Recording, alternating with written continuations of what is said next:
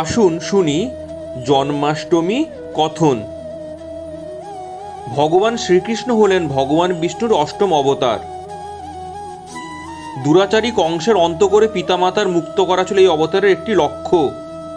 গীতা জ্ঞান দান ছিল অন্যতম অবদান। দেবকী ও বাসুদেবের অষ্টম সন্তান ছিলেন ভগবান শ্রীকৃষ্ণ। বৃষ রাশিতে রোহিণী নক্ষত্রে নবগ্রহ শুভ অবস্থানে মধ্যরাত্রে শ্রীকৃষ্ণ জন্মগ্রহণ করেন। অতঃপর সম্পূর্ণ কারাগার ঘুমিয়ে পড়েও বাসুদেব গোকুল উদ্দেশ্যে যাত্রা করেন। ঝড় ও যমুনা নদীর মধ্যে বাসুকী নাগ রক্ষাকর্তা রূপে আবির্ভূত হন। এই বাসুকী নাগ হল স্বয়ং ভগবান বিষ্ণুর সেবক।